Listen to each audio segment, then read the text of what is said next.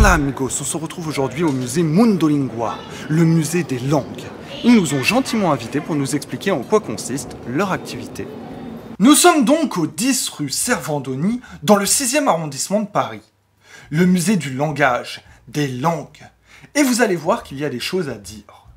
Comment les langues apparaissent? Comment les apprendre? Qu'est-ce qu'une langue? Ce musée tente de répondre à ces questions et à bien d'autres. On vous fait découvrir. Avant de commencer notre visite du musée, un petit mot sur son créateur, Mark Oremland, un néo-zélandais qui s'intéressait à la préservation des langues et qui a décidé de fonder cet établissement pour sensibiliser à cette cause. Le musée comporte 2 étages et logiquement, nous commençons par le premier étage. Je vous préviens, la vidéo sera peut-être un peu décousue. Le but n'est pas de vous faire un résumé détaillé du musée, mais plutôt de vous montrer quelques trucs intéressants. On commence tout de suite par cette petite pièce, où on peut voir des journaux de plusieurs pays à travers le monde, écrits en de nombreuses langues bien sûr. Donc si vous recherchez le numéro du 16 janvier 1982 de Iran Today, vous êtes bon. L'un des grands intérêts du musée, ce sont ses petits ateliers. Celui-là par exemple, c'est pour présenter l'acquisition de la langue maternelle. Le langage des smileys. Parce que oui, le musée ne se limite pas au langage traditionnel. On aura d'autres exemples plus tard. Petit atelier sur la ponctuation au passage. Dans la même idée, un atelier sur la langue des végétaux et des animaux. Si vous souhaitez communiquer correctement avec un chêne, avant qu'on vous emmène à l'asile. On reste chez les animaux avec un truc très étonnant. Les bruits des animaux sont désignés différemment selon les régions du monde.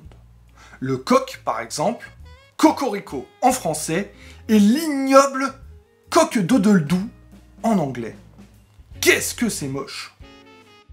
Nous voici devant la tapisserie des prénoms, où vous pouvez retrouver toutes les versions des prénoms Pierre ou Xavier. Ici, nous pouvons voir les hommes et femmes qui ont donné leur nom à des objets du quotidien, comme poubelle. Et on peut voir aussi les noms de marques rentrés dans le langage courant, frigo, Kleenex, etc.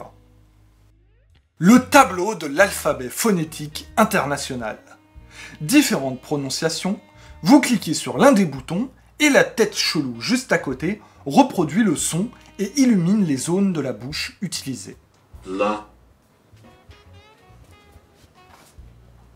On a terminé avec le premier étage. On vous en a montré une petite partie, mais s'il y a premier étage, il y a deuxième étage, forcément. On descend l'escalier et on s'arrête dans cette petite salle. Une salle vidéo avec pas mal de films disponibles, tous en rapport avec le langage. Des films sur les sourds, par exemple, ou sur les bègues, comme dans Le discours d'un roi. Film sur George VI, le père de feu la reine Elisabeth II, un roi bègue devant s'entraîner pour faire son discours d'intronisation.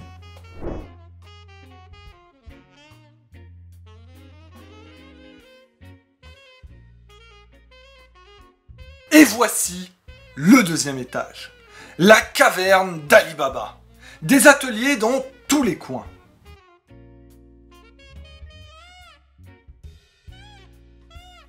Un petit atelier où on nous parle de la langue des oiseaux, langue utilisée par les alchimistes. J'en profite également pour vous dire que si vous appréciez notre contenu, vous pouvez vous abonner, liker, commenter, c'est ce qui nous aide à avancer. Merci beaucoup. On retrouve des objets d'importance historique pour le langage. La Bible de Gutenberg, ce n'est pas la vraie évidemment, réfléchis un peu. On peut voir aussi les rouleaux de la mer morte, le plus ancien manuscrit hébreu extrait de la Bible. Ou encore la pierre de Rosette qui a permis à Champollion de déchiffrer les hiéroglyphes. Une liste des différents alphabets utilisés dans le monde et dans l'histoire. Oh, l'alphabet arménien. À cet étage, on s'intéresse aussi à des modes de langage un peu particuliers, comme les graffitis ou les signatures. Ou encore le braille, langage permettant aux aveugles de lire. On a d'ailleurs vu le député Rassemblement National José Borin, aveugle, lire une de ses questions au gouvernement en braille, une première à l'Assemblée nationale. Engagé dans le développement de l'habitat partagé. 24 départements ont déjà d'ailleurs signé une convention et un accord tripartite entre les caisses nationales de solidarité pour... Dans le même registre, la langue des signes, permettant aux personnes sourdes et muettes de communiquer et de se comprendre. Ici, on peut voir l'alphabet, si on peut appeler ça comme ça, l'alphabet morse. Des petites insultes gratuites. Les chaussettes de l'archiduchesse sont-elles sèches, archi sèches? Un chasseur sachant sacher. Un chasseur sachant chasser. Un chasseur sachant chasser, c'est chasser sans son chien. Oh. Si, 600 si, ces 600 si seront sciés. Évident. Rose, c'est la vie et moi, esquivons les échymoses des esquimaux au Moeski. Celui-là, ça va. Oui. 3 gros crapauds dans 3 gros trous creux. On a eu l'occasion d'échanger avec 2 visiteurs qui nous donnent leur impression sur le musée. Moi, je m'appelle Cory et je suis ici à Paris en séjour linguistique. Et cette musée a été vraiment passionnante parce qu'il y a plein de choses à voir sur les langues et les cultures du monde. Mais moi, j'ai vraiment apprécié la section qui est dédiée à l'acquisition des langues secondes. Parce que moi, j'ai appris le français en tant que langue étrangère. Et pour cela, j'aime apprendre sur les différentes méthodes d'enseignement qu'on utilise à l'école pour enseigner les enfants ou comment les méthodes qu'on utilise pour apprendre les langues étrangères. Et j'ai aussi pu apprendre sur beaucoup de choses sur les langues cliques qui sont utilisées en Afrique. Et ça, c'était vraiment cool. Il y avait une section sur l'alphabet phonétique international qu'on utilise pour vraiment marquer les sons des langues qui sont utilisées dans le monde entier. Et donc, c'est un musée qui est vraiment chouette à mon avis et il vous faut le visiter. Je suis enchantée d'avoir découvert ce musée qui m'avait été recommandé par ma professeure d'espagnol.